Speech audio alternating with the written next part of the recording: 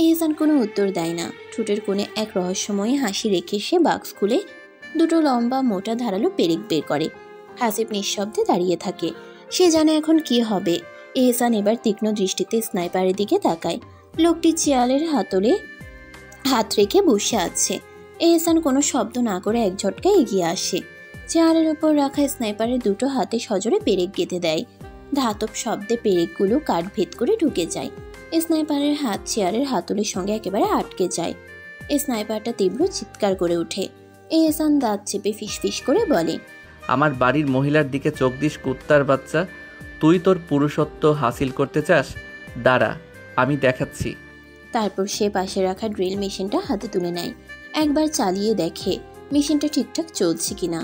ঘর জুড়ে গর্জন তুলে শব্দ করে ওঠে ড্রিল মেশিন। এরপর কোনো পূর্বাভাস ছাড়াই এহসান সেটা সোজা স্নাইপারের প্যান্টের উপর দিয়ে তার পুরুষাঙ্গে ঠেসে ধরে। বাগানে কানে পর্দা ফাটানো এক বিকট চিৎকার ছড়িয়ে পড়ে। স্নাইপারটা মাথা উঁচিয়ে আর্তনাদ করে। শরীরটা কাঁপতে কাঁপতে ঝাঁকুনি খায়। এহসান এক হাত দিয়ে ওর মাথাটা ধরে রাখে, আরেক হাতে দ্রুত একটা ছুরি বের করে নিয়ে তার জিভ মাঝখান থেকে এক টানে কেটে ফেলে। রক্ত ছিটকে পড়ে চারপাশে। ড্রিল মেশিন বের করে এনে এবার সে হাসিবের দিকে তাকায়।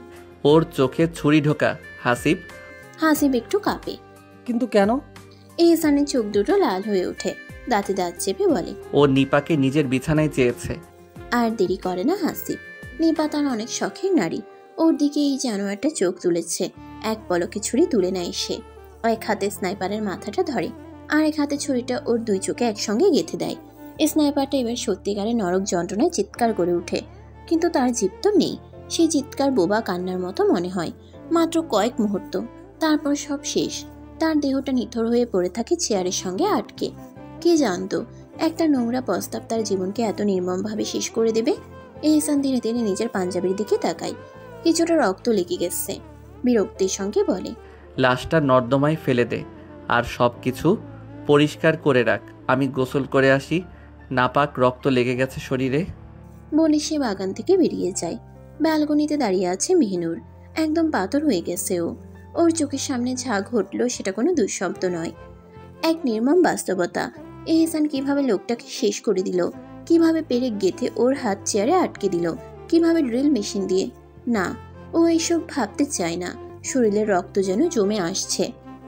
শিরাগুলো শক্ত হয়ে গেছে। বুকের ভেতরটা ধকধক করছে। মনে হচ্ছে হৃৎপিণ্ডটা ফেটে বেরিয়ে আসবে। ওর হাত পা ঠান্ডা বরফের মতো কাঁপছে। ও ভয়ঙ্করভাবে কাঁপছে। এহসান এহসান যদি ওকে মেরেও ফেলে, একবার যদি সন্দেহ করে যে ও সব দেখে ফেলেছে, ও কি পারবে সেই যন্ত্রণাদায়ক মৃত্যু সহ্য করতে? না, পারবে না। মেহনুর আর দাঁড়িয়ে থাকতে পারে না। এক দৌড়ে ছুটে যায় কাপড় রাখার কক্ষে। একটা অন্ধকার কোণে গুটিসুটি মেরে বসে পড়ে। শরীরটা ঝাঁকুনি খাচ্ছে, চোখ ফেটে পানি আসছে, কিন্তু ও মুখ চেপে ধরে রেখেছে। কোনো শব্দ করা যাবে না। শ্বাস বন্ধ হয়ে আসছে। মনে হচ্ছে এই মুহূর্তেই হৃদস্পন্দন বন্ধ হয়ে যাবে। এহসান কক্ষে এসে দেখল মেহনুর নেই। বিছানা ফাঁকা। জানালার পর্দা থমকে আসছে। বাতাসহীন ঘরে। ওর ভ্রু কুঁচকে গেল। মেহনুর কোথায় গেল? ব্যালকনিতে ছুটে গেল, নেই। বাথরুমের দরজা ধাক্কিয়ে দেখল, সেখানেও নেই। বাইরের দরজা তো ভেতর থেকে বন্ধ। তাহলে বেরোলো কিভাবে? এহসানের চোখ শুরু হয়ে আসে। ওর পায়ের শব্দ মৃদু হয়ে যায়। নিঃশ্বাস ধীর হয়ে আসে।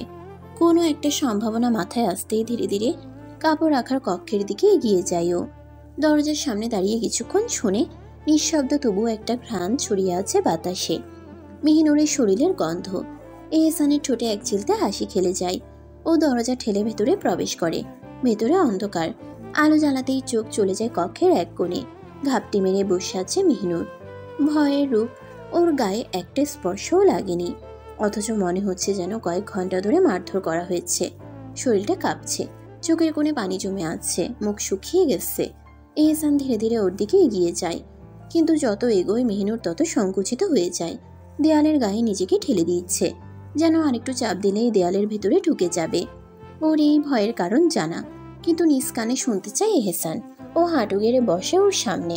মেহনুর একটা অসহায় ভীত কণ্ঠ ফিসফিস করে ওঠে, মামা মারবেন? মেহনুর কান্না চেপে রেখেছে, কিন্তু ঠোঁট কাঁপছে। হাত দুটো বুকের কাছে শক্ত করে ধরা। মারবেন না আমায়? এহসান কিছুক্ষণ তাকিয়ে থাকে মেহনুরের দিকে। ও কি সত্যি মনে করছে যে ওকে মেরে ফেলবে? একটা অদ্ভুত অনুভূতি হয় এহসানের বুকের ভেতর। ওর হাতে গিয়ে যায়, মেহিনুরের নরম গাল ছুঁয়ে আলতো করে বলে, কি হয়েছে বলো তো? এত ভয় পাচ্ছ কেন বলো আমায়।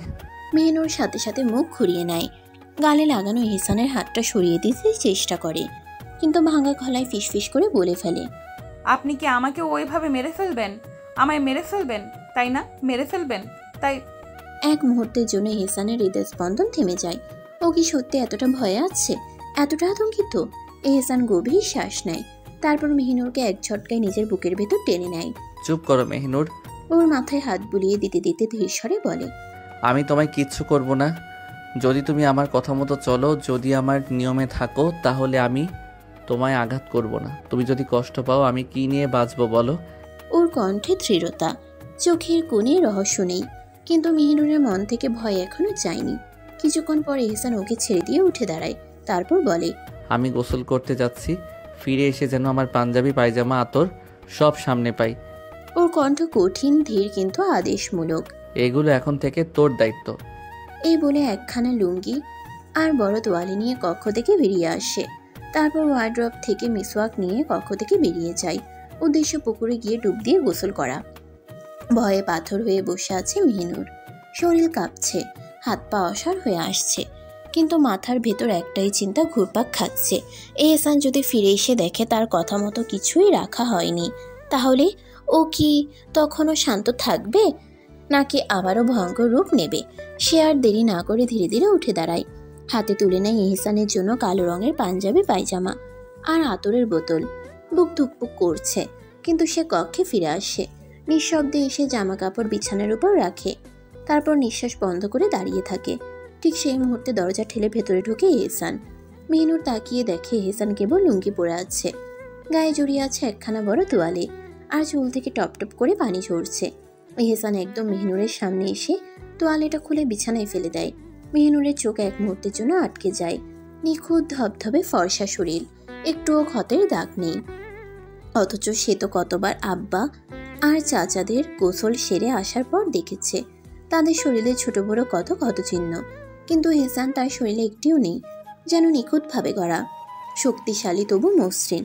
মেহনুরের এমনভাবে তাকিয়ে থাকা এহসানের চোখ এড়ায় না। এক পাশে ভ্রু নাচিয়ে বলে, কি রে, কি দেখছিস? মেহনুর ভাবহীন স্বরে বলে ফেলে, আপনার শরীরে কোনো ক্ষতের দাগ নেই। আব্বা চাচাদের তো। নিজের কথায় নিজেই লজ্জায় গুটিয়ে যায়। এ কি বলে ফেলল সে? এহসান মৃদু হেসে বলে, তোর বাপ চাচার মতো কাপুরুষ না আমি, যে মারামারিতে গিয়ে কুকুরের মতো মার খেয়ে শরীরে ক্ষত নিয়ে ফিরবো। মেহনুর চুপ করে যায়, কিছু বলার সাহস হয় না। এহসান ধীর পায়ে মেহনুরের দিকে এগিয়ে আসে। মেহনুর শ্বাস আটকে যায়, এক পা দুই পা। এহসান যত এগোচ্ছে মেহনুর ততই পিছোচ্ছে। এক সময় পেছনের বিছানার সঙ্গে ধাক্কা খেয়ে পড়ে যায় সে। ভয়ে কাপা গলায় বলে, না, এগোবেন না। এহসান কি এত সহজে থামবে? সে তো আরো ঝুঁকে আসে, যেন ভয় দেখিয়ে উপভোগ করছে। মেহনুর শ্বাস নিতে পারছে না, গলা শুকিয়ে কাঠ। সে আরো পিছোতে চায়, কিন্তু বিছানার সীমা শেষ হয়ে গেছে। এহসান থামছে না। একসময় মেহনুরের শরীরের উপর তার ছায়া পড়ে যায়। মেহনুরা কিছু না ভেবে আকস্মিকভাবে এক লাথি মেরে বসে এহসানের বুক বরাবর। এক মুহূর্তের জন্য সব স্তব্ধ হয়ে যায়। এহসান নিজের বুক চেপে ধরে কিছুটা পিছিয়ে যায়। মেহনুর নিজের কাণ্ডে নিজেই স্তব্ধ। কি করলো সে? তড়িঘড়ি করে বিছানা থেকে নেমে এহসানের কাছে আসে, বেয়াকুল স্বরে বলে, ইয়া রাসূলুল্লাহ, আমি কি করে ফেললাম? বিশ্বাস করুন, আমি এটা ইচ্ছে করে করিনি। আপনি আপনি হয়ে গেছে, বিশ্বাস করুন। এহসান কাঁদতে শুরু করে, ইচ্ছে করি। মেহনুর আরো বেশি বেয়াকুল হয়ে পড়ে। ওকে বিছানায় বসিয়ে দেয়, এক গ্লাস পানি এনে নিজ হাতে খাইয়ে দেয়, আর অস্থির গলায় বলে, সত্যি বলছি, এটা আমি ইচ্ছে করে করিনি, বিশ্বাস করুন, কসম। এহসান পানিটুকু শেষ করে এক পলক মেহনুরের দিকে তাকায়, তারপর শান্ত স্বরে বলে, যা, ওয়ার্ড্রোব থেকে জয়তুন তেল নিয়ে আয়। মেহনুর এক মুহূর্তও দেরি না করে দ্রুত উঠে দাঁড়ায়। মাথার ভিতর দুশ্চিন্তার ঝড়। এখনই যদি এহসানের আদেশ না মানে, তাহলে আল্লাহই জানেন এহসান ওকে বাঁচিয়ে রাখবে কিনা। হাত কাঁপছে, তবু ওয়ার্ড্রোব খুলে তেলের বোতলটা বের করে নিয়ে আসে। কক্ষের ভিতরে ঢুকতেই এহসান এক প্রকার আদেশের সুরে বলে, আমার সারা গায়ে তেল দিয়ে একটু মালিশ করে দে। একটা মুহূর্তের জন্য মেহনুরের নিঃশ্বাস বন্ধ হয়ে আসে। কি বলল এহসান? ওর হঠাৎ করে ঘৃণা হতে থাকে। এই পাপী শরীর, এই কলঙ্কিত শরীর, যে হাতে হাজারো মানুষের খুন করেছে, যে শরীরে পাপের বোঝা বইছে, সেই শরীরে কি সে হাত রাখবে? না, অসম্ভব। কিন্তু সে কিছু বলে না, শুধু দাঁড়িয়ে থাকে এক জায়গায় বোবা হয়ে। এহসান একটু পরেই সেটা খেয়াল করে, ভ্রুকুচকে বলে, এই কোথায় হারালি? শুনতে পাচ্ছিস না? মেহনুর ঝট করে উত্তর দেয়, আমি আপনাকে ছুতে পারবো না। এহসানের চোখের ভ্রু খানিকটা নেমে আসে, চোখ দুটো আরো গাঢ় হয়, গলায় চাপা বিস্ময়। কেন? মেহনুর চোখ ফিরিয়ে নেয় অন্যদিকে, কঠিন স্বরে বলে, আমি চাই না কোনো পাপিষ্ঠ পুরুষের শরীর স্পর্শ করতে। কক্ষের বাতাস যেন ভারী হয়ে ওঠে। এহসান কিছুক্ষণ মেহনুরের দিকে স্থির হয়ে তাকিয়ে থাকে, তারপর মৃদু হাসে আর বলে, তুমি শুধু কি স্পর্শ করবে এই পাপিষ্ঠ শরীরে? তুমি তো স্পর্শ করেছো এই পাপিষ্ঠ অন্তর। মেহনুর বাক্যহীন হয়ে দাঁড়িয়ে থাকে, তার মস্তিষ্কে একের পর এক অস্থির চিন্তা চলে আসে। কিভাবে এহসান এমন কথা বলে বুঝে উঠতে পারে না, কিন্তু তার কিছু করার নেই। তারপর হঠাৎ করে এহসান তীব্রভাবে ধমক দিয়ে বলে, চুপচাপ যা বলেছি তা কর, নয়তো হাত কেটে রেখে দিব বেয়াদব নারী। মেহনুর সারা শরীরে এক শিহরণ অনুভব করে। সঠিক সময়ে বোধগম্য হয় যে তাকে এই কাজ করতেই হবে। এহসানের শরীরে তেল মালিশ, তবে তার মনে ঘৃণা আর সংকোচের চরম অনুভূতি ছিল। সে কি করবে না করবে কিছুই বুঝতে পারে না। এক সময় অবশেষে বাধ্য হয়ে মেহনুর বিছানায় উঠে যায়। তার হাত কাঁপছে, তবে সে কিছু না ভেবে খুব আলতোভাবে এহসানের গায়ে তেল মাখিয়ে দিতে শুরু করে। এহসান চোখ বন্ধ করে বসে থাকে। সে তার প্রিয় নারীর হাতের স্পর্শে এক অদ্ভুত শান্তি অনুভব করছে। এমন শান্তি তো তার প্রয়োজন। আধ ঘন্টা পর যখন মেহনুর এহসানের শরীরে মালিশ শেষ করে, তখন এহসান চোখ খুলে বলে, হয়েছে হয়েছে, এখন যা, নিচ থেকে খাবার নিয়ে আয়। মেহনুর নিঃশব্দে তেলের বোতলটি রেখে নিচে চলে আসে। নিচে পৌঁছতেই আয়শা বেগম তাকে দেখে বলেন, কোনো প্রয়োজন মেহরুন? মেহনুর মাথা নিচু করে বলে, এহসান চাচার জন্য খাবার নিয়ে যেতে বলেছেন। আয়শা মুচকি হেসে বলেন, স্বামী হয়, তোমার চাচা নয়, এতে পাপ হবে এভাবে বলো না। মেহনুর মাথা তুলে বিষাদময় হাসি দিয়ে বলে, পাপ হবে না, কারণ আমি ওনাকে স্বামী হিসেবে মানি না, আর মানার কোনো কথাই ওঠে না। আয়শা বেগম মেহনুরের গালে হাত রেখে হতাশ গলায় বলে, বুঝেছি আমি তোমার অবস্থা। আচ্ছা, আমি খাবার প্লেট নিয়ে দিচ্ছি, তুমি খেয়ে নাও। মেহনুর ধীর পায়ে খাবারের প্লেট নিয়ে কক্ষে চলে আসে। কক্ষে ঢুকে দেখে এহসান এখনো খালি গায়ে বসে ফাইল পড়ছে, শুধু লুঙ্গি পরিহিত।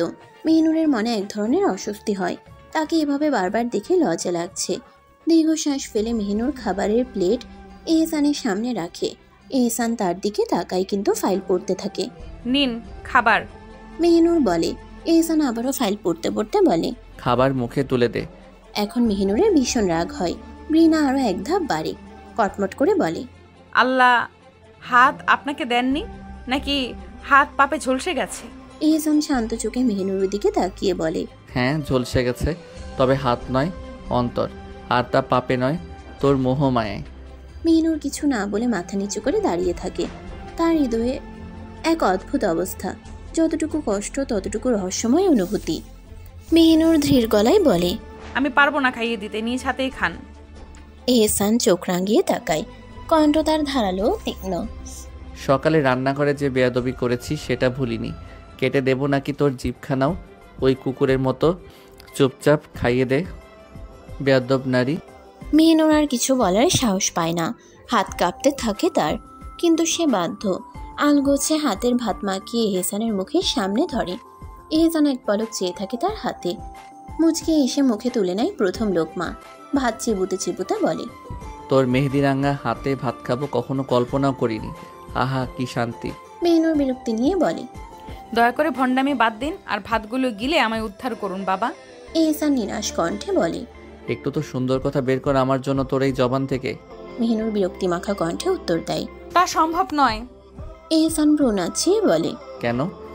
মেহনুর আরেক লোকমা ভাত তার মুখে তুলে দিতে দিতে বলে, আপনার জন্য আমার গলা আর জবান থেকে শুধু ঘৃণার কথাই বের হবে। এহসান মৃদু হাসে। কেন? সুন্দর আর মিষ্টি কথা বের হলে কি তোর জবানে গজব পড়বে? মেহনুর দাঁত চেপে আরেক লোকমা ভাত তার মুখে তুলে দিয়ে বলে, জি গজব পড়বে, শুধু গজব না, মুখে ঘা হয়ে যেতে পারে।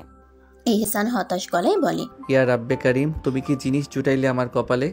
মেহনুর কাটকাট কণ্ঠে বলে, খবরদার আমার বরকে দোষারোপ করবেন না, আপনি নিজেই আমাকে জোর করে আপনার কাছে রেখে দিয়েছেন। এমন বিতর্ক করতে করতে একসময় মেহিনুর এহসানকে খাইয়ে দেয়। খাবার শেষ হলে সে হাত ধুয়ে পানি এগিয়ে দিয়ে চলে আসতে নেয়। তখনই এহসান হঠাৎ ধমক দিয়ে বলে, এই বেয়াদ্দব নারী, জানিস না স্বামীকে খাইয়ে দিলে মুখ আঁচল দিয়ে মুছে দিতে হয়? এমন ধমকে মেহিনুর কেঁপে ওঠে, তার গায়ে রক্ত যেন জমে যায়।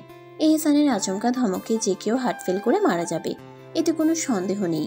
মেহিনুর পিছন ফিরে কটমট করে বলে, আঁচল কোথায় পাবো? চোখ কি কোথাও রেখে এসেছেন? দেখতে পাচ্ছেন না 3 পিস পরেছি? এহসান ঠোঁটের কোণে এক চিলতে হাসি এনে বলে, তো ওড়না তো আছে, আর ওড়না দিয়ে তো সারা শরীর ঠিকই ঢেকে রেখেছিস। মেহিনুর দাঁত চেপে বলে, তাহলে কি ওড়না খুলে হাঁটবো আপনার সামনে? এহসান মৃদু হাসে, কণ্ঠ তার গভীর। শুধু ওড়না কেন, কাপড়ও খুলে হাঁটতে পারিস, এতে আমার কোনো সমস্যা নেই। মেহিনুর এহসানের কথা শুনে তীব্র ক্ষোভে বাজ খাই গলায় বলে, গজব পড়ুক এই বেশরম জবানে। নাউজুবিল্লাহ, আস্তাগফিরুল্লাহ। মাবুদ, তুমি আশ্রয় দাও আমায়।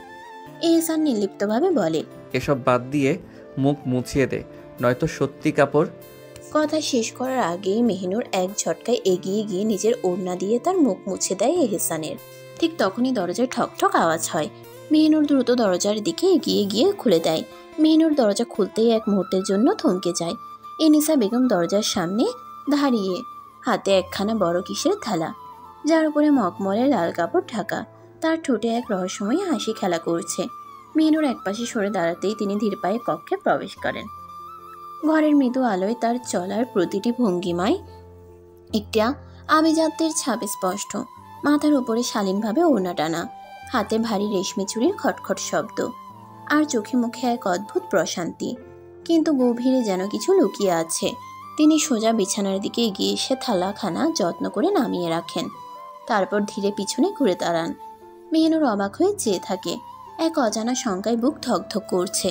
কেন যেন মনে হচ্ছে এই মুহূর্তটার পর তার জীবনে কিছু একটা পরিবর্তন আসতে চলেছে। এনিসা বেগম নরম হাতে মেহিনুরের কবজি স্পর্শ করেন, যেন কোনো স্পর্শকাতর জিনিসকে ছুঁয়েছেন। বস মেহনুর, আমার সামনে বস। তার কণ্ঠে আদেশ কম, মমতা বেশি। মেহিনুর নিষ্পলক তাকিয়ে থাকে, কিন্তু বাধ্য মেয়ের মতো ধীরে বিছানায় বসে। এনিসা বেগমও তার দিকে সামনে জায়গা করে নেন, হাত বুলিয়ে দেন তার মাথায়, তারপর আস্তে করে লাল মখমলের কাপড়টা সরিয়ে দেন। মুহূর্তেই ঘরের আলোয় জ্বলে ওঠে স্বর্ণের দীপ্তি। এক জোড়া চিকন সোনার বালা আর একখানা নকশা করা স্বর্ণের আংটি। মেহিনুর থমকে যায়, চোখ বিস্ময়ে বড় হয়ে ওঠে। এই বালা আর আংটি তো সে চেনে, এগুলো তালুকদার বংশের ঐতিহ্য।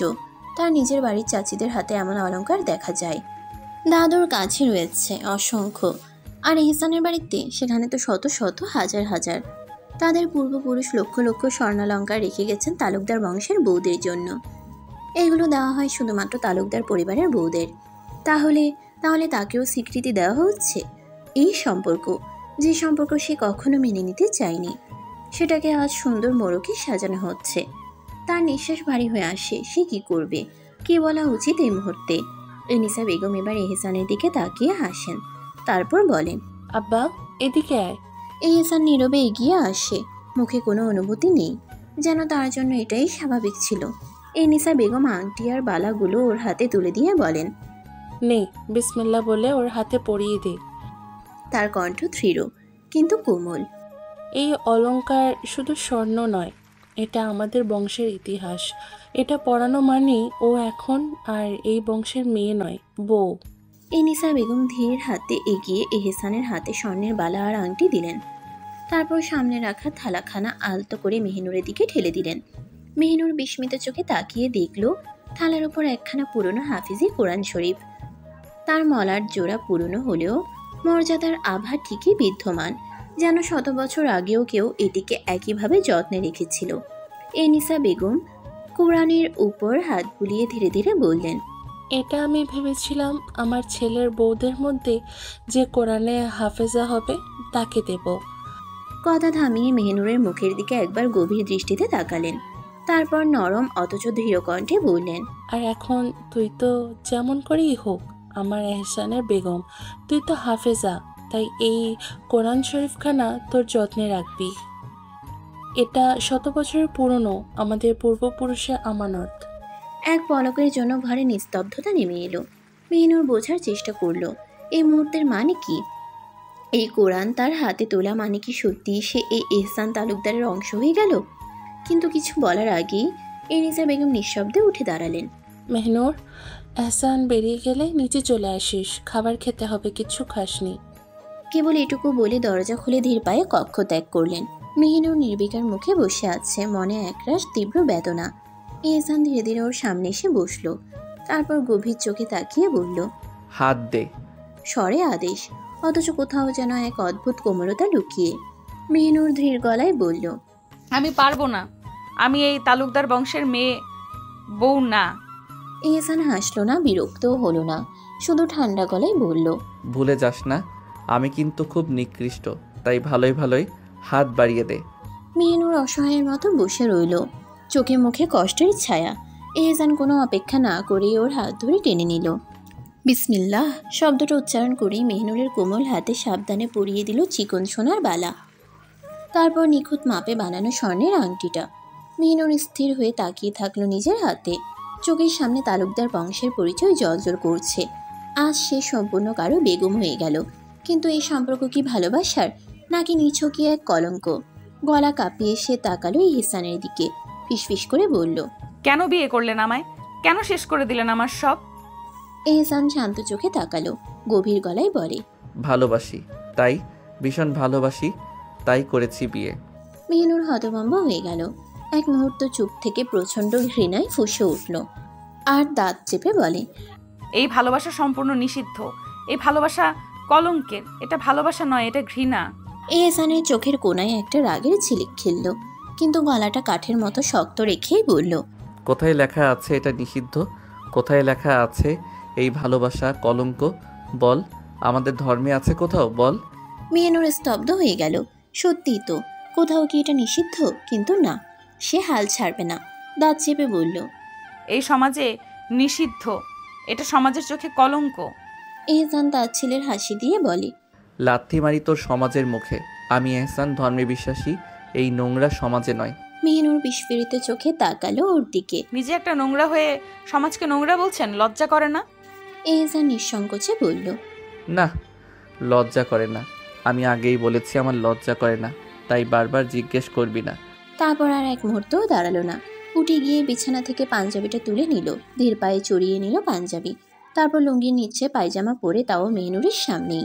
লুঙ্গিটা খুলে মেহিনুরের দিকে ছুঁড়ে মারে, আর আদেশ স্বরে বলে, যা এটা বেলকনিতে মেলে আয়। মেহিনুর হতভম্ব হয়ে গেল। এহসান ওর ফুঁসে ওঠা মুখের দিকে তাকিয়ে হুকুমের স্বরে বলল, আর নিচে গিয়ে চুপচাপ খাবার খেয়ে নিবি। আমি এসে যেন শুনি খাসনি, তাহলে অবস্থা খারাপ করে দেব। মেহিনুর বসে রইল, মাথায় ঝড় বইতে লাগলো। এই মানুষটা কি সত্যিই তাকে ভালোবাসে, নাকি এই সম্পর্ক কেবলই এক বাধ্যবাধকতা? এহসান বেরিয়ে আসে, উদ্দেশ্য একটি অনুষ্ঠানে যাওয়া। সামনে নির্বাচনে দাঁড়িয়েছে, তাই এখানে ওখানে যেতে হয়। রাত 11টা। মেহিনুর কক্ষে ঈশার নামাজ শেষ করে জায়নামাজে বসে আছে, আর এহসানের অপেক্ষা করছে। কারণ এনিসা বেগম বলেছেন এহসান এলে যেন তাকে খাবার দেয়। মেহিনুর এখন থেকে এহসানের সব দায়িত্ব নেবে। তখনই গাড়ির শব্দ কানে আসে, বুঝে যায় এহসান চলে এসেছে। এহসান গাড়ি থেকে নেমে বাড়ির ভিতর ঢুকে ক্লান্ত শরীরে সিঁড়ি বেয়ে উঠেছে। উদ্দেশ্য কক্ষে গিয়ে বিছানায় এলিয়ে দেওয়া। এহসান কক্ষের দরজা খুলে ভিতরে প্রবেশ করতে গিয়ে অন্যদিকের ব্যালকনি দিয়ে কেউ গোপনে ভেতরে ঢুকে। মেহিনুর 1 সেকেন্ডের মধ্যে আটকে ওঠে, কারণ সে ঠিকই বুঝতে পেরেছে কেউ কক্ষে এসেছে ব্যালকনি দিয়ে। তাই তাড়াতাড়ি জায়নামাজ থেকে উঠে দাঁড়ায়। জায়নামাজ থেকে উঠে পেছনে ফিরে তাকাতেই তার কলিজার পানি শুকিয়ে আসে। মেহিনুর, তার চোখের সামনে রায়ান দাঁড়িয়ে, আর তার হৃদয়ে এক অজানা আতঙ্ক ছড়িয়ে পড়ে। রায়ান এখানে কি করছে, আর কেন, কিভাবে? আর অন্য ভাবনাও মনে উকি দেয়। আজ হয়তো রায়ান শেষ হয়ে যাবে, কারণ এহসান চলে এসেছে। আর যদি এহসান রায়ানকে দেখে নেয় তো শেষ করে দিবে। এতটুকু এহসানকে চিনেছে মেহিনুর। এদিকে রায়ান অবাক হয়ে মেহিনুরের দিকে তাকিয়ে আছে। এতটা ভয়ঙ্কর, এতটা মায়াবী মানুষ হতে পারে সে ভাবেনি কখনো। কিন্তু এখন এসব কিছু ভাবা তার সময় নেই। সে মেহিনুরের কাছে গিয়ে মেহিনুরকে কিছু বলতে না দিয়ে দ্রুত বলে, তাড়াতাড়ি চলো, তোমায় নিয়ে আমি এখান থেকে পালিয়ে যাব। এবার রায়ান মেহিনুরের হাত ধরতে যাবে, ঠিক তখনই এহসানের গলা ফাটানো চিৎকার। মেহিনুর আর রায়ান যেন একে অপর থেকে ছিটকে পড়ে। মেহিনুর তার শিরদাঁড়া পর্যন্ত শিউরে ওঠে। এহসান তীব্র রাগে চিৎকার করে বলে, কুত্তার বাচ্চা, তোর সাহস হলো কি করে আমার নারীর মুখ দেখা, আমার নারীর হাত ধরার জন্য? হাত বাড়ানোর এত সাহস কিভাবে পেলে? এহসান বাঘের ন্যায় এক প্রকার ঝাঁপিয়ে পড়ে রায়ানের উপর। চোখে তার ক্রোধের দাবানল, মুখে ভয়ঙ্কর কিছুর আভাস। রায়ান পালানোর চেষ্টা করলেও এহসানের দানবীয় শক্তির কাছে সে নিতান্তই অসহায়। এহসান বন্য উন্মাদনার মতো পিটিয়ে চলে রায়ানকে। একের পর এক ঘুষি, লাথি, আঘাত। রায়ান মরিয়া হয়ে নিজেকে বাঁচানোর চেষ্টা করে, কিন্তু আফসোস, একটি মারও ফেরাতে পারে না। এহসানের শক্তি কোনো সিংহের চেয়েও ভয়ঙ্কর। মেহনুর আতঙ্কে এগিয়ে আসে এহসানকে থামানোর জন্য, কিন্তু ঠিক তখনই এহসান রায়ানের কলার চেপে ধরে মেহনুরের দিকে তীব্র দৃষ্টিতে তাকিয়ে চিৎকার করে ওঠে, খারাপের বাচ্চা, যদি আর এক পাও এগোতে সাহস করিস তবে আমার মাবুদের কসম আমি এহসান তো রক্ত দিয়েও গোসল করব। মেহনুর এক মুহূর্তের জন্য জমে যায়, শ্বাস বন্ধ হয়ে আসে তার। কিছু বলতে যাবে তখনই এহসান আবারও গর্জে উঠে বলে, খবরদার, মুখ থেকে একটা শব্দ বের করেছিস তো জানে মেরে ফেলবো। ও তোর মুখ দেখে ফেলেছে, এখন যদি কণ্ঠ শুনে নাই তবে গলার রগ ছিঁড়ে ফেলবো। মেহনুর এক পাও এগোতে পারে না, ভয় তার রক্ত জমিয়ে দিচ্ছে। এহসান রায়ানের গুপ্ত স্থানে সজোরে লাথি বসিয়ে দেয়। এত জোরে লাথি খেয়ে রায়ান মাটিতে লুটিয়ে পড়ে। চিৎকার করার শক্তিও নেই, শুধু দুকপুক করে শ্বাস নেয়। মেহনুর অসহায়ের মতো দাঁড়িয়ে থাকে। সে কিছু করলে এহসান ওকে জীবিত রাখবে না, এটা সে জানে। আর এই কক্ষ থেকে চিৎকার করে যদি কেউ মরেও যায়, তাও বাইরের কেউ কিছু শুনতেও পারবে না, কারণ কক্ষটা ভীষণ বড়, আর চিৎকার করতেও পারবে না। নয়তো মেহনুরকেও শেষ হতে হবে। এহসান রায়ানকে এতটাই নির্মমভাবে পেটাচ্ছে যে রায়ানের মুখ দিয়ে ফেনা বেরিয়ে আসছে। কিন্তু এতেও কি এহসানের খুব মিটবে? না, কখনোই না। সাধারণ কোনো বিষয় হলে হয়তো সে মানতে পারত, কিন্তু এই রায়ান যে তার কলিজায় হাত দিতে চেয়েছে। মেহনুর ভয়ে কাঁদতে থাকে। সে রায়ানের দিকে এগোতেই এহসান বজ্রকণ্ঠে গর্জে ওঠে, খবরদার, এই হারাম পশুকে ছুতে যাবি না। যদি ছুতে যাস, যে হাত দিয়ে হাত দিবি সেই হাতটাই কেটে ফেলবো। মেহনুর আতঙ্কিত হয়ে পিছু হটে যায়। এহসান উঠে দাঁড়ায়, তারপর অস্থির হয়ে চলে যায় কাপড় রাখার কক্ষে। পাগলের মতো কিছু খুঁজতে থাকে। গুপ্ত কক্ষ থেকে বেরিয়ে করে নিয়ে আসে তীক্ষ্ণ ছুরি আর ছোট্ট একটি অটো ড্রিল মেশিন। এহসান বেরিয়ে আসতেই মেহনুর এটা দেখে চিৎকার করে ওঠে। এহসানের সামনে গিয়ে দুই হাত দিয়ে এহসানকে আঁকড়ে ধরে আর কান্না করতে করতে বলে, না, আল্লাহর দোহাই লাগে, দয়া করুন, এমন করবেন না। উনিও তো কারো সন্তান, ছেড়ে দিন। আজ আর এহসান থামে না। সে মেহনুরকে এক ঝটকায় সরিয়ে দিয়ে ভয়ঙ্কর গলায় বলে, চুপ থাক, এই কুত্তার বাচ্চা আমার নারীর দিকে তাকানোর সাহস করেছে আর ওকে আমি ছেড়ে দিব? এত দয়া আমি এহসান কাউকে করি না। এই বলে মেঝেতে পড়ে থাকা রায়ানের সামনে গিয়ে বসে এহসান। তারপর রক্ত শীতলায় খাসি দিয়ে বলে, এই হাত দিয়ে তুই আমার নারীর হাত ধরতে চেয়েছিলি তাই না? তারপর কোনো সতর্ক বার্তা ছাড়াই ড্রিল মেশিন চালিয়ে দেয় রায়ানের এক হাতে, আর অন্য হাতে সেই তীক্ষ্ণ ছুরি। এক বিকট শব্দ ভেসে আসে রায়ানের তীব্র আর্তনাদ। মেহনুর চিৎকার করে উঠে, চোখ বন্ধ করে ফেলে, কিন্তু এহসান থামে না। এক ঝটকায় বের করে আনে রায়ানের দুই হাত থেকে ড্রিল মেশিনের ছুরিটা। তারপর আবারও গর্জে বলে, কুত্তার বাচ্চা, এই চোখ দিয়ে তুই আমার নারীকে দেখেছিলি না, শোরের বাচ্চা? এ বলে এহসান এক হাতে রায়ানের চুল শক্ত করে ধরে, আরেক হাতে চকচকে স্টিলের ছুরি তোলে। এক ঝটকায় ছুরিটা রায়ানের ডান চোখে ঢুকিয়ে দেয়। রায়ান বিকট এক চিৎকার দিয়ে উঠে, শরীরটা বাঁকিয়ে ফেলে। মেহনুর এক পা এগিয়ে আসে, কিন্তু এহসানের দৃষ্টি বিদ্যুৎ হয়ে নামে তার উপর। তার পা থমকে যায়, শরীর অবশ হয়ে আসে, কিন্তু মন যেন ছুটে যেতে চায়। রায়ানের মুখ দিয়ে গোঙানি বের হচ্ছে, চোখ থেকে টপটপ করে রক্ত পড়ছে। মেঝেতে ছোট্ট এক পুকুরের মতো তৈরি হয়েছে। কিন্তু এখানেই শেষ নয়। এহসান ছুরিটা বের করে আবার আঘাত হানে না রায়ানের অন্য চোখে। এক মুহূর্ত, দু মুহূর্ত, তারপর নিস্তব্ধতা। রায়ান আর চিৎকার করে না, শুধু নিথর হয়ে পড়ে থাকে। প্রাণ পাখি উড়ে যায় রায়ানের। মেহনুর নিঃশ্বাস বন্ধ করে বসে যায় লাশের পাশে। চোখের সামনে মৃত্যু দেখেছে, কিন্তু নিজের অনুভূতিগুলোও পাথর হয়ে গেছে। কিন্তু এহসান এখনো ক্ষান্ত হয়নি। সে ড্রিল মেশিন হাতে তোলে। মেশিন চালু হতেই বিকট শব্দে কেঁপে ওঠে চারপাশ। তারপর একটু সরে এসে রায়ানের নিতর দেহের পেটে মেশিনটা চালিয়ে দেয়। মেশিনের ফলাটা যখন রায়ানের পেটে ডান পাশে ঢোকে, একটা থকথকে আওয়াজ হয়। মাংস কাটা পড়ছে, চামড়া ছিঁড়ে যাচ্ছে, কিন্তু রায়ান ততক্ষণে বোবা নিথর। মাংস কেটে গেলে এহসান হাত ঢুকিয়ে রায়ানের পেটে নিজের বাঁ হাত ঢুকিয়ে ওর শরীরের গভীরে কিছু খোঁজে। একটা মুহূর্ত, দু মুহূর্ত, তারপর হাত চেপে টেনে ছিঁড়ে বের করে আনে রায়ানের এক টুকরো কলিজা। অতঃপর ধপ করে কলিজাটা মেহনুরের সামনে ধরে এহসান হেসে বলে, দেখ, এত ছোট একটা কলিজা নিয়ে সে আমার নারী নিতে এসেছিল। দেখো মেহিনুর, এতটুকু কলিজা। দেখ মেহিনুর, দেখ। সে নিথর রায়ানের শরীরের উপর কলিজাটা ছুঁড়ে ফেলে। রক্ত লেগে থাকা হাতটাকে একবার মুখের কাছে নেয়, রক্তের গন্ধ শুখে, তারপর আবার হাসে। কিন্তু এখানেই শেষ নয়। এহসান এবার রায়ানের দুই চোখের উপর নিজের বৃদ্ধাঙ্গুলি রাখে, এক ঠালা দেয়, তারপর টেনে ছিঁড়ে আনে রক্ত মাখা চোখের মণি দুটো। মেহিনুর চোখ বন্ধ করে নেয়, কাঁপছে, কিন্তু কিছুই করতে পারছে না। এমন দৃশ্য ওকে অসাড় করে দিয়েছে। শুধু ফ্যাল করে দেখেই যাচ্ছে এতক্ষণ, কিন্তু এখন আর সম্ভব হয় না, তাই চোখ বুঝে নেয়। আজ জ্ঞানও হারাচ্ছে না। যদি জ্ঞান হারিয়ে যেত অন্তত এই দৃশ্য দেখা লাগতো না।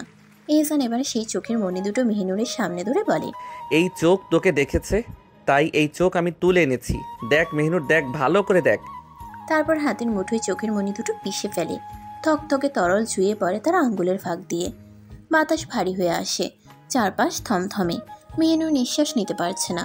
মেহিনুর বসে আছে, মনে হচ্ছে দুনিয়ার কোনো খবর সে জানে না। চারপাশে সবকিছু কেমন জানি ঘোলা লাগছে। রক্ত, রায়ানের রক্ত। এই ভয়ঙ্কর দৃশ্য দেখে তার অন্তর ধ্বংস হয়ে যাচ্ছে, সবকিছু গুলিয়ে যাচ্ছে। নিজেকে নিজেই খুন করে ফেলার ইচ্ছে হচ্ছে। তার জন্যই আজ রায়ান এত ভয়ঙ্কর মৃত্যুর শিকার হলো। সে কিছু করতে পারল না, কিছুই করতে পারল না। কি জবাব দেবে সে রবের কাছে? কাল কিয়ামতের ময়দানে যখন তার রব তাকে প্রশ্ন করবে, তুমি কেন তাকে বাঁচানোর চেষ্টা করেনি উক্ত পশুর হাত থেকে, তখন কি জবাব দেবে সে? কি জবাব দেবে? উত্তর আছে তার কাছে? না, নেই, সব শেষ হয়ে গেছে। এহসান ধীর পায়ে উঠে যায়, তারপর নিজের হাতে লেগে থাকা রক্ত মুছে নেয় পাঞ্জাবিতে। তারপর পকেট থেকে ফোন বের করে হাসিবকে কল দেয়। হ্যাঁ হাসিব, শোন, 10 মিনিটের মধ্যে তুই আমার কক্ষে আয়। ফোনের ওপাশ থেকে কাপা কণ্ঠে হাসিব জিজ্ঞাসা করে, কিন্তু কেন ভাইজান? এহসান একবার রায়ানের নিথর দেহের দিকে তাকায়, চোখে কোনো অনুভূতি নেই। তারপর ঠান্ডা গলায় উত্তর দেয়, একটা কুকুরের লাশ নর্দমায় ভাসিয়ে দিতে হবে। আর শোন, সব কিছু পরিষ্কার করে রাখবি, আমাদের জন্য খাবারের ব্যবস্থাও করবি। হাসিব একটু থেমে সংকোচের সাথে বলে, সব ঠিক আছে, কিন্তু আপনার বেগম যে কক্ষে আছে, আমি সেখানে কিভাবে? এহসান এক ঝলক মেহিনুরের দিকে তাকায়। সাদা থ্রিপিসে কিছুটা রক্ত ছিটকে এসে লেগে গেছে কিছুটা। মেহিনুর যখন তাকে আটকাতে গিয়েছিল তখন এসবের চক্করে তার চুলের খোপা খুলে গেছে। চুল খোলা অবস্থায় ওড়না ছাড়া বসে আছে। এই মুহূর্তেও এহসানের মন উজাড় করে দেখতে ইচ্ছে হচ্ছে মেহিনুরকে, কিন্তু মেহিনুর এখনো অবচেতন হয়ে রায়ানের লাশের দিকেই তাকিয়ে আছে।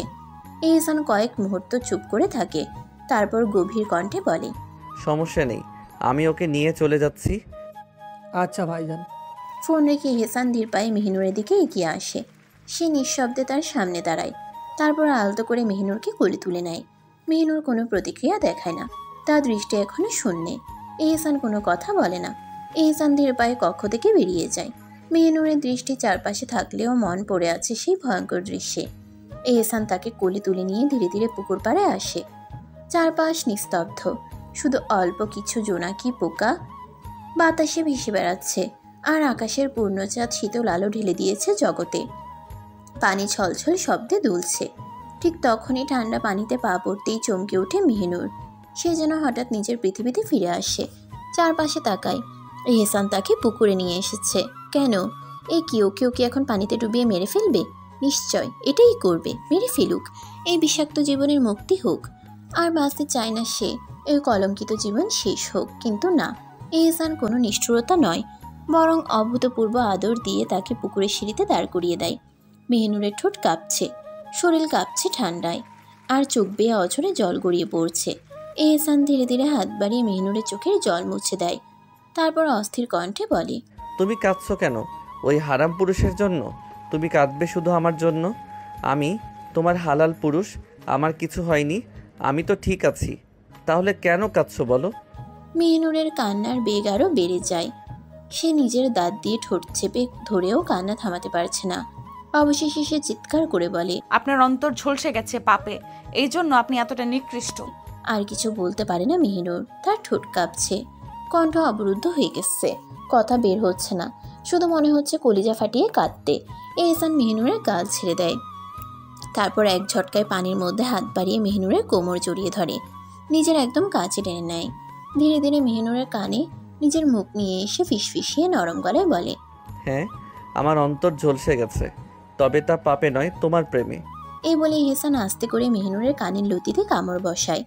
মেহিনুর ভয়ে শিউরে ওঠে, নিজের নিঃশ্বাস বন্ধ হয়ে আসে।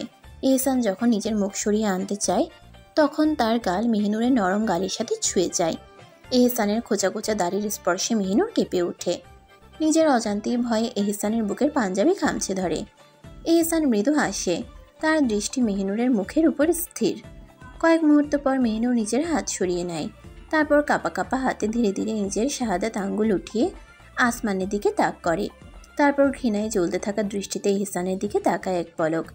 ফের সে আকাশের দিকে তাকিয়ে বলে, ওই দেখুন, ওখানটায় আমার রব বসে আছেন, তিনি সব দেখছেন, সব দেখছেন। আপনি ধ্বংস হয়ে যাবেন, আমার রব ছাড় দেন না, আপনি এই পাপে ধ্বংস হয়ে যাবেন, ধ্বংস।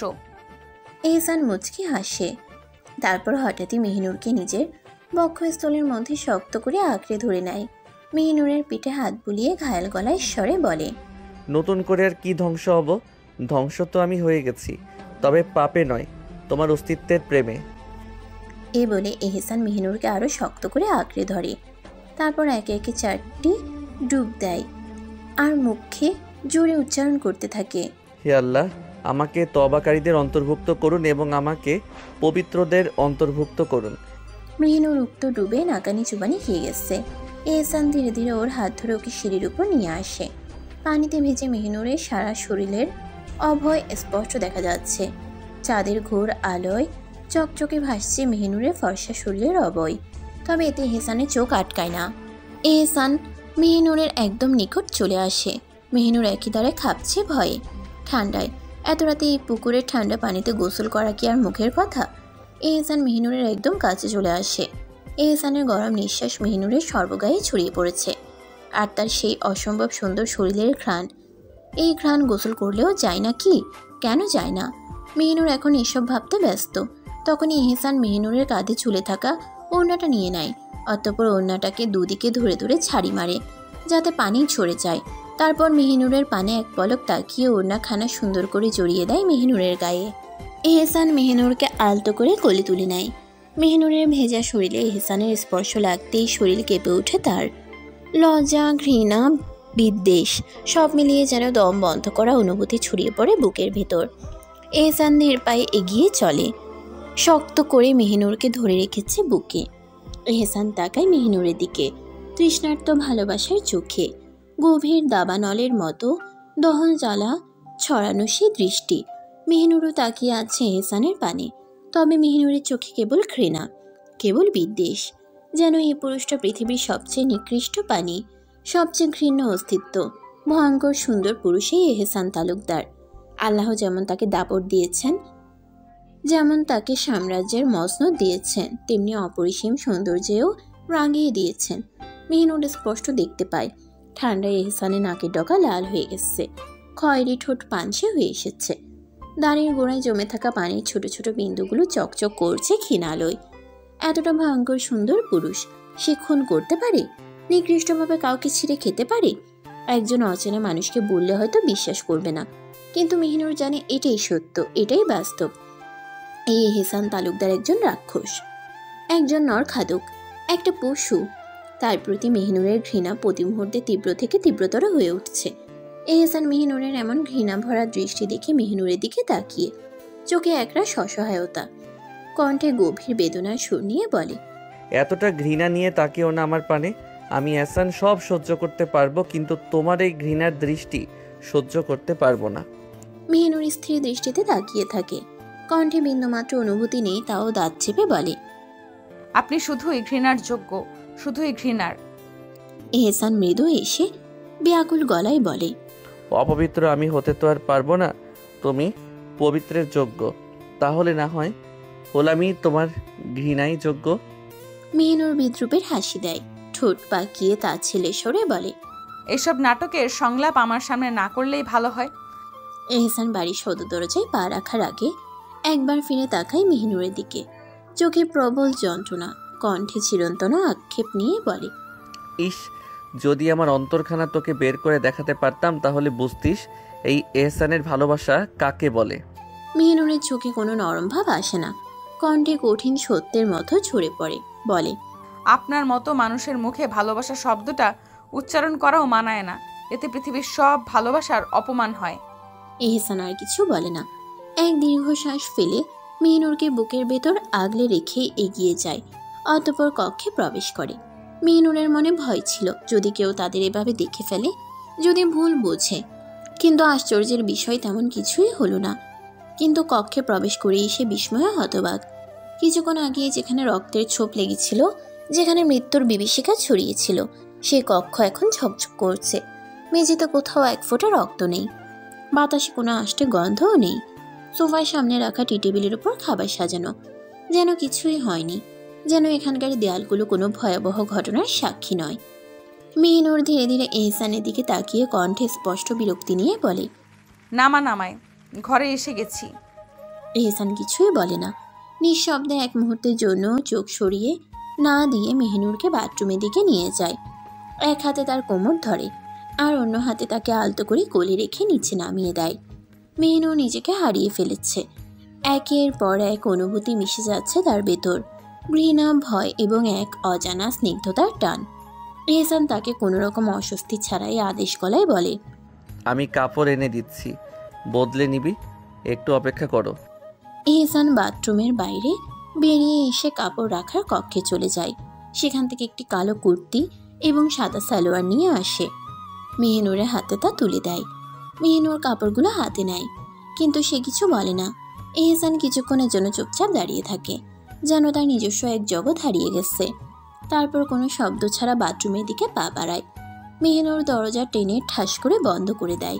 এহসান কাপড় রাখার কক্ষে ফিরে এসে একখানা লুঙ্গি এবং সাদা সেন্ডু গেঞ্জি গায়ে জড়িয়ে নেয়। মেহনুর কাপড় বদলাতে গিয়ে এক অদৃশ্য লজ্জার মধ্যে ডুবে যায়। এই কদিনে যে কাপড়গুলো এহসান তার হাতে দিয়েছে, প্রতিটি কাপড়ের ভাঁজে একটা বক্ষবন্ধনী ছিল। এই ভাবনায় সে অস্বস্তিতে যেন মরে যাচ্ছে এখন। এহসান এগুলো নিজে রেখেছে না ঈশাকে দিয়ে রেখেছে না অন্য কাউকে দিয়ে, এই প্রশ্নের দোলাচলে সে ভুগছে। এই চিন্তায় সে লজ্জায় পুড়ে যাচ্ছে। এই বিষয়টি তার নিজের জন্যই এক বিশাল অপমানের হয়ে দাঁড়িয়েছে। শেষ পর্যন্ত সে নিজের লজ্জা গিলে কাপড় পরিধান করে বাইরে আসে। কিন্তু বাইরে আসতেই মেহনুরের চোখ পড়ে এহসানের পানে, যে লুঙ্গি আর সাদা সেন্ডু গেঞ্জি পরে দাঁড়িয়ে আছে, যার জন্য শক্তিশালী ধবধবে ফর্সা শরীর স্পষ্ট দেখা যাচ্ছে। কোনোই পর্যন্ত নেমে আসা টাওয়াল দিয়ে সে তার চুল মুছে চলেছে, কিন্তু চোখ তার মেহনুরের দিকে একটানা তাকিয়ে আছে। এই এহসান কেন তার দিকে তাকিয়ে থাকে? কেন কেন? অশান্তি শুরু হয়ে যায় মেহনুরের ভিতরে। তখন এহসান তার হাতে টাওয়াল এক ঝটকায় মেহনুরের দিকে ছুঁড়ে মারে এবং গম্ভীরভাবে বলে, নে, তাড়াতাড়ি তোর এই ঘাসগুলো মুছে নে, নইলে আবার সারা ঘর ভিজে যাবে। মেহনুর টাওয়াল হাতে নিয়ে কটমট করে তাকায় এহসানের পানে, তারপর চুলে টাওয়াল বাঁধতে বাঁধতে বলে, ঘাস কি? এগুলোর নাম চুল? নাকি চোখও জ্বলে যাচ্ছে? পাপের কারণ যে ঘাস আর চুলের মধ্যে পার্থক্য বুঝতে পারছেন না? এহসান নিজের বাঁ হাত দিয়ে মাথার পানি ঝাড়তে ঝাড়তে ঠোঁট কেটে হেসে বলে, আমার চোখ সত্যি নষ্ট হয়ে গেছে, বেহায়া হয়ে গেছে। তাই এখন এই বেহায়া চোখ তোর ধবধবে ফর্সা কাঁধের ড্রেসের কাছে চলে গেছে। এহসানের এমন কথায় মেহনুর নিজের কাঁধের দিকে তাকায়। তাকিয়ে তো ভরকে যায়, কারণ কাঁধ থেকে ওড়না সরে গিয়ে ড্রেসের কিছু অংশও সরে গেছে, যার কারণে ভেতরের কালো অবর্ণনীয় নজরে আসছে। ছি, এতটা খারাপ নজরে এহসান ওর দিকে তাকিয়ে আছে। মেহনুর ক্ষোভ নিয়ে বলে, গজব পড়বে বেহায়া পাপিষ্ঠ চোখে, ধ্বংস হয়ে যাবে এই চোখ, যে চোখ মানুষের আপত্তিকর বিভ্রান্তিকর জায়গায় যায়। এহসান আবারও হেসে বলে, তোর পানে চেয়ে যদি ধ্বংস হয় আমার আখি, তবে আমি এহসান তাতেও রাজি। মেহনুর কিছু বলে না, চুপচাপ আলতো পায়ে বিছানার দিকে এগোয়। উদ্দেশ্য ঘুমিয়ে পড়া। এই লোকের সঙ্গে কথা বলাই বৃথা, কথা বলবে না এর সাথে। মেহনুর কোনো দিকে না তাকিয়ে বিছানায় উঠে ঘুমানোর প্রস্তুতি নিতে থাকে। তখন এহসান টেবিলে রাখা খাবারের প্লেট নিয়ে বিছানায় বসে। মেহনুর এসব না দেখে ওড়নাটা রেখে বালিশ ঠিক করে, যেই না বালিশে মাথা রাখবে অমনি এহসান ওর হাত ধরে হ্যাচকা টান দিয়ে ওকে বসায়। আকস্মিক এমন হওয়ায় মেহনুর আশেপাশে বোকার মতো তাকায়। কিছু মুহূর্তর পর বুঝে যায় কি হয়েছে তার সাথে। তাই এহসানকে কিছু কড়া কথা বলার জন্য মুখ খুলতে যাবে, তখন এহসান মেহনুরের মুখে এক লোকমা ভাত পুড়ে দেয় আর শান্ত গলায় বলে, একটাও টু শব্দ না করে খেয়ে নে, চুপচাপ। মেহনুর রাগে মুখের ভাতগুলো গিলে এহসানকে দাঁত চেপে বলে, মেরে ফেলতে চান আমায়? এমনভাবে খাবার খাওয়াচ্ছেন মরে যাই আমি যাতে? এহসান আরেক লোকমা ভাত মেহিনুরের মুখের সামনে ধরে বলে, মেরে ফেলতে হলে খাওয়াতাম না। আর একটাও শব্দ করবি না, চুপচাপ গিলবি। আর যদি একটা কথা বলিস। এহসান কথা পুরো করতে পারে না। মেহিনুর ঢোক গিলে মুখে তুলে নেয় খাবার। এই ভেবে এহসান খুব ভয়ঙ্কর, কি থেকে কি করে ফেলবে। তাই ওর কথা মতো আলিফ হয়ে চলাটাই সবচেয়ে ভালো। এভাবে 5 লোকমা খেয়ে মেহিনুর বিরক্ত হয়ে বলে, খেতে চাই না। এই বলে পাশে থাকা ট্রে থেকে 1 গ্লাস পানি নিয়ে বিসমিল্লাহ বলে 3 বারে খেয়ে নেয়। এহসান দীর্ঘশ্বাস ফেলে, নিজের মুখে বাকি খাবার তুলে নেয়। মেহিনুর অবাক হয়ে তাকিয়ে থাকে এটা ভেবে, এই পুরুষটা আসলে কি খাচ্ছে, তাও তার এটো খাবার। এহসান খাওয়া শেষ করে তারপর প্লেটে হাত ধুয়ে মেহিনুরের দিকে হাত বাড়ায়, উদ্দেশ্য তার মুখ মুছে দেওয়া। তবে মেহিনুর মুখ সরিয়ে নেয়, কিন্তু এহসান তাকে জোর করে ধরে তার মুখ মুছিয়ে দেয় এবং বিরক্ত গলায় বলে, এত বেয়াদব তুই, কি বলবো তোকে। এখন থেকে দিন রাত রুটিন করে বেদম পেটাতে হবে, তাহলে তুই সোজা হবি বেয়াদব নারী। মেহিনুর কোনো উত্তর দেয় না, চুপচাপ বসে থাকে। এখন আবার ওই ভয়ঙ্কর খুনের দৃশ্যগুলো তার চোখে ভাসছে। অসাড় হয়ে যাচ্ছে তার নিজ দুনিয়া। কেন এমন হচ্ছে, কেন? এহসান ধীর পায়ে উঠে যায়। তারপর প্লেট ট্রে এগুলো টেবিলে রেখে বাথরুমে গিয়ে সাবান দিয়ে হাত ধুয়ে অজু করে বেরিয়ে আসে বাথরুম থেকে। এসে দেখে মেহিনুর বিছানায় শুয়ে আছে।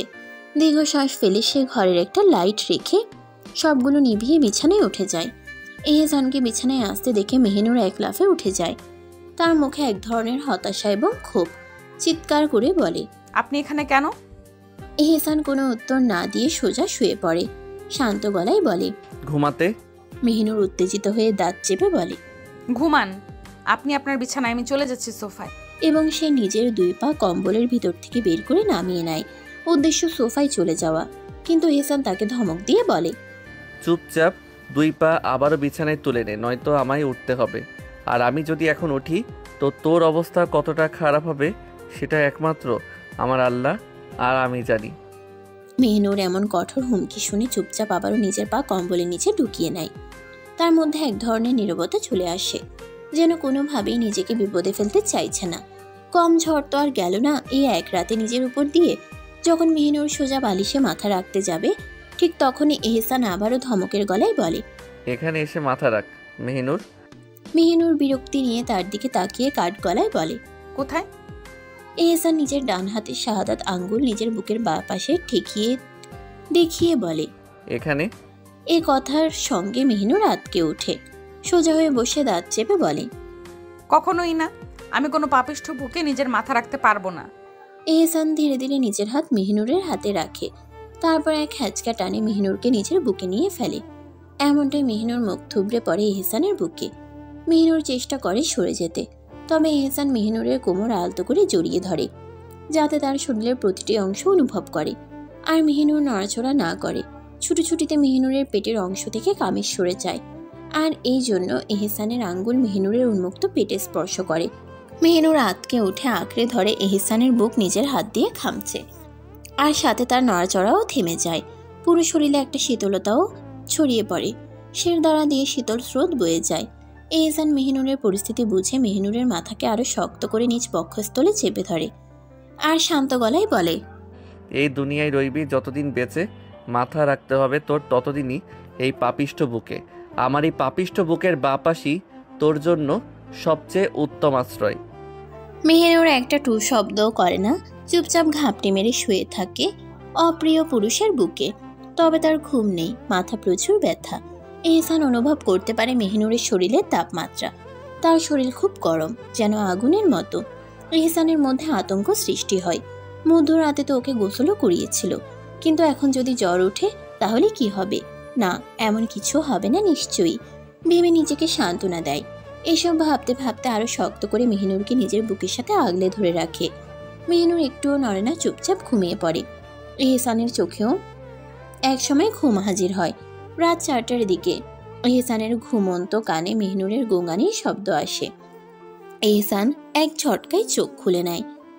এমন অনুভব হচ্ছে, মনে হচ্ছে কেউ একটা জ্বলন্ত অগ্নিপিণ্ড ওর উপর রেখে দিয়েছে। পরক্ষণে এহসান উপলব্ধি করে মেহিনুরের ভীষণ জ্বর উঠেছে, আর মেয়েটি বেহুশ অবস্থায় মুখ দিয়ে শুধু বের করছে, আব্বা, আম্মা, আব্বা। এহসান ধীরে ধীরে মেহিনুরকে বালিশে শুয়ে দেয়। তারপর এক পলক তাকায় আপন নারীর দিকে।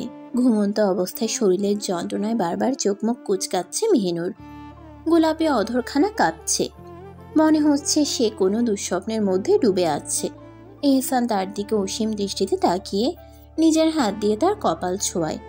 এত শীতল, কিন্তু মেহিনুরের শরীর জ্বলে উঠছে অসহ্য তাপের মতো। এহসান মেহিনুরের দিকে নিষ্পলক চোখে তাকিয়ে থাকে কিছু মুহূর্ত, তারপর ধীরে ধীরে উঠে গিয়ে বাথরুম থেকে নিজের রুমাল ভিজিয়ে নিয়ে আসে। রুমাল ভিজিয়ে এনে মেহিনুরের মাথায় আলতো হাত রেখেই বলে, এটা দিলে কিছুটা কমে যাবে ইনশাল্লাহ। জয়তুন তেল নিয়ে আসে। তারপর মেহিনুরের পায়ের তালু থেকে শুরু করে হাতের তালুতেও তেল লাগিয়ে দেয়, যেন মেহিনুর কিছুটা আরাম পায়। ঘুম ভেঙে যায় মেহিনুরের, কিন্তু চোখ খুলতে পারছে না। তার মাথার ব্যথা এত তীব্র যেন ভিতরে সমস্ত কিছু ফেটে যাবে। অশান্তি চলে তার শরীর জুড়ে। এহসান মেহিনুরের কাছে এসে বসে ধীরে ধীরে তার মাথায় হাত বুলাতে থাকে। তারপর শান্ত গলায় বলে, কষ্ট হচ্ছে জান, দেখো একটু সময় লাগবে, কিন্তু এটা কিছুটা কমে যাবে। আল্লাহকে স্মরণ করো। মেহিনুর অনেক কষ্টে চোখ খুলে এক পলক এহসানের দিকে তাকায়, তারপর ঠোঁট ভেঙে কেঁদে ওঠে। মেহিনুরকে এভাবে কাঁদতে দেখে এহসানের মন অস্থির হয়ে ওঠে। মনে হয় যেন কেউ তার কলিজা ছেড়ে নিয়ে যাচ্ছে। এহসান মেহিনুরের মাথায় হাত বুলাতে বুলাতে অস্থির গলায় বলে, কেঁদো না, বলো কি হয়েছে আমাকে বলো। কষ্ট হচ্ছে তাই না? খুব হচ্ছে। এইভাবে কেঁদো না মেহিনুর। মেহিনুর অস্পষ্ট গলায় বলে, মাথা ব্যথায় ছিঁড়ে যাচ্ছে, অন্তর বিষাক্ত হয়ে যাচ্ছে, কেউ সবকিছু নিয়ে যাচ্ছে, মনে হচ্ছে ভেতরের সবকিছু হারিয়ে যাচ্ছে। এহসান মেহিনুরের কথা শুনে তার ভেতরেও একই অনুভূতি হয়, যেন কেউ তার মনটা খেয়ে ফেলেছে। মেহিনুরের যন্ত্রণার বোধ এহসানের নিজের ভিতরেও খোঁচাচ্ছে। এহসান মেহিনুরের মাথা থেকে রুমাল সরিয়ে নিয়ে আলতো হাতে তার মাথা টিপতে থাকে, যেন কিছুটা কমে যায় তার মাথার ব্যথা। অন্য হাতে মেহিনুরের হাত নিজের হাতের মুঠো করে ধরে, তারপর ঠোঁট ছোঁয়ায়। মেহিনুরের শরীর এতটাই উষ্ণ যেন ঠোঁট পুড়ে যাচ্ছে। তবুও এহসান বারবার মেহিনুরের হাতে নিজের ঠোঁট ছুঁয়ে চলে। মেহিনুর চোখ বুঝে এই পাপী স্পর্শ নিতে চায়, তার আর কিছু করার নেই, এই স্পর্শকে গ্রহণ করতেই হবে থাকে। খানিক পরে মেহিনুর ধীর গলায় বলে, ফজরের সময় হয়ে যাচ্ছে, আজান দিবেন না? মেহিনুরের কথা এহসান এক পলক তাকায় কক্ষে থাকা ঘড়িতে। 5:17 মসজিদে যেতে হবে, মুয়াজ্জিন এখনো আসেননি বাড়ি থেকে। এহসান দীর্ঘশ্বাস ফেলে মেহিনুরের দিকে এক পলক তাকিয়ে তারপর ধীরে ধীরে উঠে যায়। কাপড় রাখার কক্ষ থেকে গিয়ে পাঞ্জাবি পায়জামা পরে নেয়, একখানা চাদর গায়ে জড়িয়ে নেয়। তারপর কক্ষে এসে ওয়ার্ড্রপ থেকে মিসওয়াক নিয়ে মেহিনুরের সামনে আসে। তারপর একটু ঝুঁকে মেহিনুরের কপালে নিজের ঠোঁট ছুঁয়ে বলে, আমি আসার আগে বিছানা থেকে নামবি না, বুঝলি? এহসান দ্রুত পা চালিয়ে মসজিদে পৌঁছায়। পুকুর ঘাটে গিয়ে অজু করে আজান দিতে থাকে যেন সময় নষ্ট না হয়। অন্যদিকে মেহিনুর বিছানায় শুয়ে শুয়ে নীরবে আজান শুনছে আর মনে মনে উত্তর দিয়ে যাচ্ছে। তার ভেতরে কষ্ট যেন বেড়ে চলেছে, কিন্তু মুখে কিছু বলার শক্তি নেই। নামাজ শেষে এহসান তাড়াহুড়ো করে বাড়ি ফিরতে থাকে। তার একমাত্র উদ্দেশ্য মেহিনুরের কাছে ফিরে আসা। মেহিনুর মনে প্রাণে চেষ্টা করে উঠে দাঁড়াতে, ধীরে ধীরে নিজেকে জাগিয়ে তুলতে। সে ভাবতে থাকে হয়তো এখন উজু করে নামাজ পড়ে নিতে পারবে, কিন্তু শরীরের অবস্থা তাকে ছাড়ে না। কাঁপা কাঁপা পায়ে একটুও দৃঢ়তা না রেখে বাথরুমের দিকে এগোতে থাকে। তবে দুর্ভাগ্য, তার শরীর আর সঙ্গ দেয় না। হঠাৎ মাথা ঘুরে পড়ে যায় মাটিতে, নিথর দেহে পড়ে থাকে মাটিতে, ওঠার যে শক্তি নেই। এদিকে এহসান তাড়াহুড়ো করে বাড়িতে ঢুকে কোনো দিকে না তাকিয়ে সোজা নিজ কক্ষে চলে আসে। এহসান যখন কক্ষে প্রবেশ করে বিছানার দিকে পা রাখতেই তার কলিজা মুচড়ে ওঠে। নিজের প্রিয় নারীকে, নিজের প্রাণটিকে এমনভাবে পড়ে থাকতে দেখে তার বুকের ভেতরে এক প্রচণ্ড যন্ত্রণা অনুভূত হয়। সে এক মুহূর্তে দৌড়ে মেহিনুরের দিকে চলে যায়। মেহিনুরের কাছে গিয়ে এহসান দেখতে পায় তার মুখ থেকে ফেনা বের হচ্ছে। সে যেন এক লহমায় ভেঙে পড়ে। মেহিনুরের এই অবস্থা দেখে তার গলা কাঁপতে থাকে। এমন দৃশ্য দেখে মনে হয় যেন কেউ তার হৃৎপিণ্ডে ছুরি বসিয়ে দিয়েছে, কেউ টেনে ছিঁড়ে বের করে নিয়ে যাচ্ছে নিজের কলিজা, এমন মনে হয় এহসানের। গত রাতে পরের ছেলে রায়ানেরও এমন করে মুখ থেকে ফেনা বের হয়েছিল, কিন্তু তখন এহসান কোনো কষ্ট অনুভব করেনি, বরং অদ্ভুত এক আনন্দ তাকে ঘিরে রেখেছিল। তবে আজ যখন তার প্রাণপ্রিয় নারীর মুখ থেকে ফেনা বের হচ্ছে, তখন নিজ অন্তর ঝলসে যাচ্ছে। তার ভেতরটা একদম ফেটে পড়ছে। এক সেকেন্ডের জন্য স্থির থাকতে পারে না এহসান। কলিজা ছিঁড়ে যাচ্ছে, শ্বাস আটকে আসছে। শ্বাস নিতে কষ্ট হচ্ছে আপন নারীকে এমন যন্ত্রণায় ছটফট করতে দেখে। এহসান এক ঝটকায় মেহিনুরের মাথা নিজের বুকে আঁকড়ে ধরে, যেন তাকে কোনোভাবেই হারাতে না হয়। কিন্তু সে তখন অচেতন, কিছু বলতে পারে না। মেহিনুরকে তার এই দুর্দশায় দেখতে দেখে এহসান এক অন্ধকারে ডুবে যায়। এহসান এক ঝটকায় মেহিনুরের মাথা নিজের বুকে আঁকড়ে ধরে, মেহিনুরের গালে আর মুখে নিজের ঠোঁট অজস্রবার ছুঁয়ে দিতে থাকে। মনে হচ্ছে কত যুগ পর মেহিনুরকে নিজের কাছে পেয়েছে। এহসান অবুঝ পাগলের মতো মেহিনুরকে চুম্বন করতে থাকে, যার ফলে মেহিনুরের মুখে লেগে থাকা ফেনা এহসানের দাড়িতেও পাঞ্জাবিতে লেগে যায়। তবে এতে কোনো ক্ষতি নেই এহসানের। সে শুধু মেহিনুরকে এক কথাই বারবার জিজ্ঞেস করছে, কি হয়েছে তোর, কি হয়েছে? এমন করছিস কেন? কি হয়েছে? কথা বল জান, কথা বল। মেহিনুর অচেতন চোখে এক পলক তাকায় এহসানের দিকে, এক চিলতে তাচ্ছিলের হাসি দিয়ে বলে, দেখুন আল্লাহ বিচার করে নিয়েছেন। গতকাল রাতে কতটা নিষ্ঠুরভাবে আপনি হত্যা করেছেন পরের ছেলেকে, আর আমার আল্লাহ রাত পোহাতে না পোহাতেই আপনাকে শাস্তি দিয়ে দিলেন। এহসান মেহিনুরকে ঝাঁকিয়ে বলে, না, আমার রব্বে কারিম এতটা নিষ্ঠুর নন। তিনি শ্রেষ্ঠর চেয়ে শ্রেষ্ঠ দয়ালু। তার দয়া অসীম। তিনি কখনোই আমার পাপের শাস্তি তোকে দেবেন না, কখনোই না। মেহিনুর একইভাবে হেসে বলে, আপনি বলেছিলেন না আপনি ধ্বংস হয়েছেন আমার প্রেমে, আর এখন দেখুন আমি ধ্বংস হব আপনার পাপে। মেহিনুরের এমন কথা শুনে কলিজা ছিঁড়ে যায় এহসানের। গলা ফাটিয়ে চিৎকার করতে ইচ্ছে করছে তার, সারা শরীর কাঁপছে এহসানের। এহসান চিৎকার করে বলে, এমন কিছু হবে না। আমার পাপে আমি ধ্বংস হব, তুমি না। পাপ আমার, তুমি আমার। তাহলে তুমি ধ্বংস হবে কেন? হলে হব আমি ধ্বংস। কিন্তু মেহিনুর কোনো উত্তর দেয় না। আর দেবেই বা কি করে? সে যে জ্ঞান হারিয়েছে, অবচেতন হয়ে গেছে। অবচেতন হওয়ার আগে ঠিকই এহসানের বুকের পাঞ্জাবির অংশ খামচে ধরেছে, এখনো ধরে রেখেছে মেহিনুর। কথা বলছে না দেখে এহসান মেহিনুরের থুতনি ধরে ঝাঁকাতে থাকে, জোরে জোরে শ্বাস নিতে নিতে বলতে থাকে, জান কথা বলো, কথা বল। তোর মুখ থেকে আমি বাণী শুনতে চাই। কথা বল, বল। আমায় একবার পাপি বলে ডাক। কথা বল তো, বল না কথা। কিন্তু কোনো উত্তর আসে না। মেহিনুরকে চোখ বুঝে থাকতে দেখে এহসানের প্রাণ উড়ে যায়, থমকে যায় তার দুনিয়া। মেহিনুরের থুতনি ধরে সারা শরীর ঝাঁকাতে ঝাঁকাতে এহসান কান্নায় ভেঙে পড়ে চিৎকার করে বলে, এই খারাপের বাচ্চা, কথা বল। এই স্বার্থপরের বাচ্চা, কথা বল, কথা বল। আমার কলিজা ছিঁড়ে যাচ্ছে, তুই কথা বল। আমার অন্তর ঝলসে যাচ্ছে। কুত্তার বাচ্চা, কথা বল, কথা বল। আমি শ্বাস নিতে পারছি না, কথা বল তো, কথা বল। একবার বল, শুধু একবার। এই বেয়াদব, কথা বল। কিন্তু কোনো কথা বের হয় না অজ্ঞান মেহিনুরের মুখ থেকে। এহসানের কান্নার বেগ বেড়ে যায়। একজন পুরুষ মানুষ হয়ে এভাবে বাচ্চাদের মতো কাঁদছে সে, অথচ এই সেই পুরুষ যে মানুষের কলিজা পর্যন্ত ছিঁড়ে আনতে কোনো রকম দ্বিধাবোধ করে না, যার হাতে শত মানুষের খুন হয়েছে, কিন্তু তবুও তার হাত কাঁপেনি। অথচ সেই পুরুষ নিজের নারীর মুখ থেকে সামান্য একটি কথা শোনার জন্য এভাবে কলিজা ফাটিয়ে কাঁদছে। এনিসা বেগম কিছু আজ করতে পেরেছেন, কারণ তার ছেলে এহসান তো সবসময় নামাজে এসে তাকে সালাম দেয়, দোয়া নেয়। কিন্তু আজ হঠাৎ কি এমন হলো যে কোনো দিকে না তাকিয়ে সোজা নিজের কক্ষে চলে গেল? বিষয়টা অদ্ভুত লাগলো তার কাছে। ফের মনে প্রশ্ন উকি দেয়, আচ্ছা মেহিনুরের কিছু হলো না তো? আজ নিচে আসছে না? না, আর ভেবে কুলাতে পারছে না, তাই অস্থির পায়ে এহসানের কক্ষের দিকে পা বাড়ান। এনিসা বেগম কক্ষের সামনে গিয়ে দেখেন কক্ষের দরজা খোলা। কিছুটা সংকোচ নিয়ে কক্ষের ভেতরে প্রবেশ করেন। প্রবেশ করতেই তার নিজ কানে কান্নার শব্দ আসে। তিনি থমকে দাঁড়ান। কে কাঁদছে? কিছু মুহূর্ত পর বুঝে যান এটি তার ছোট ছেলে এহসান কাঁদছে।